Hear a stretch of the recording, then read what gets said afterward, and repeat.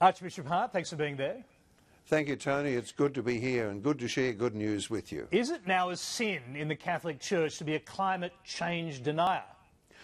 I think the Pope has put it front and centre that climate change and the needs of our world have to be part of the program of all Catholics. I won't speak more about the morality of it, but I would say that this is a thing that we've really got to think about seriously.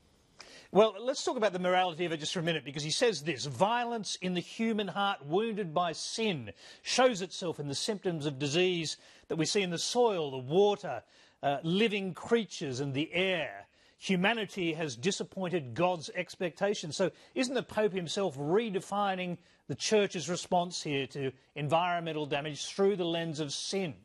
He's saying that we've got a serious obligation to be responsible for our brothers and sisters, to be responsible for the world. And if we do nothing about that, then we are doing wrong, yes. How will the Church in Australia respond to this? Do you think we're going to see this message, the encyclical message, broadcast from the pulpits of Australian churches?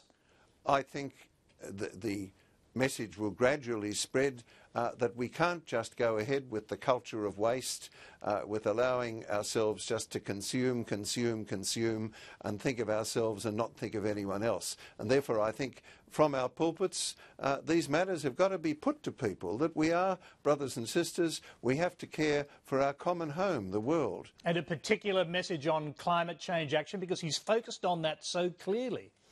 He spoke very clearly, didn't he? You know, just how a quarter of the world's population live on the seashores, and if there's climate change and the sea levels rise, that endangers humanity. And he spoke so clearly about our responsibilities to the poor, our responsibilities not to waste. And I think this is something that is really convincing, and it's not only just where he describes elsewhere about the weak responses of international conferences about what we should be doing and the need for courage, but he's speaking about what you and I and everyone else should be doing to conserve paper, to provide adequate water, not to waste, not to think of ourselves, not to think of, well, perhaps I could have more heat. Do we really need all the heat we have? Do we need all the air conditioning we have? He's saying all those things. Yes, we've already heard criticism from prominent conservative Catholic Republicans, some in the presidential race. They're essentially telling the Pope to stick to issues of theology and morality, to stay out of politics. So has Pope Francis crossed the line at all here into politics? I don't believe that he has, because he's speaking to all people of goodwill. He's trying to point out an urgent need for the world. He's not providing all the solutions, but he is providing the questions that we need to grapple with. And I think he's right in doing it. What effect do you think the Pope's words will have here, where senior people within the Church, within your own Church, and senior people in government of the Catholic faith have been climate change sceptics?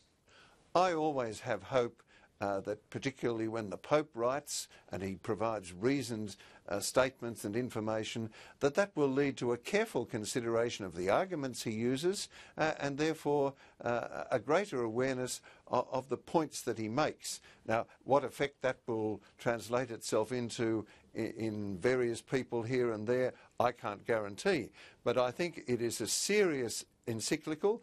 It's 106 pages, it provides the challenges, it's well-based and well-balanced, and I think we've got to respect that and take it for what it is, and take what the Pope says with his good advice to be carefully considered. Does it have a clear political implication, though, in the lead-up to these climate change talks in Paris, where the world essentially is going to have to look at each country at setting much higher emissions reduction targets to battle climate change, according to most of the scientists and according to most observers?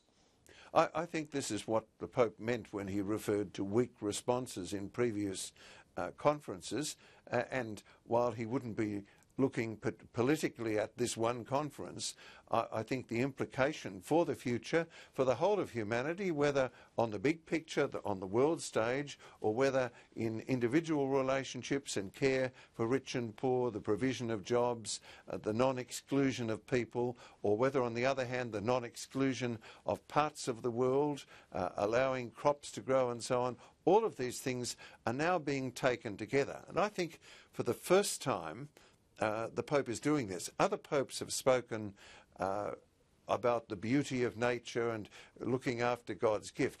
This Pope is saying, hey, we have a responsibility for our brothers and sisters, for our home. We have to conserve it, we have to look after it. To fail to do so would be highly irresponsible. Now, I can't let you go without making this point. The most senior Australian in the Vatican, Cardinal George Pell, he, back in 2011, went on the record decrying climate scientific consensus. He described the climate movement as totalitarian. He compared the carbon tax to a primitive sacrifices made to the gods and so on. Has Pell now been trumped by his own Pope? George Pell, of course, is a classmate of mine from seminary days. I'm aware of that. You're aware of that.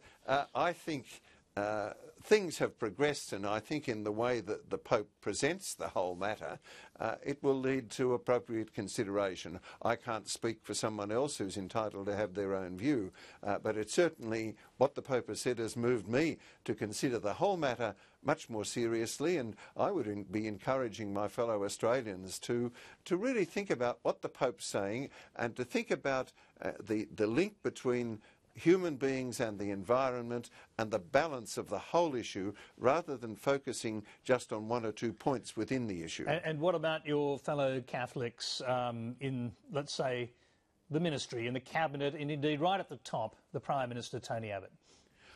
Look, I would believe, I trust our leaders in the community to look carefully at the arguments the Pope makes, to review them, and to take stances in the light of that review. But I would respect people their right to have that view. For me, the argumentation is compelling and is certainly worthy of consideration. Archbishop Hart, we'll have to leave you there. Thank you very much for taking the time to come and talk to us tonight. Thank you, Tony. I'm very grateful, and I think this is a really significant moment, and I'm very pleased to be part of it.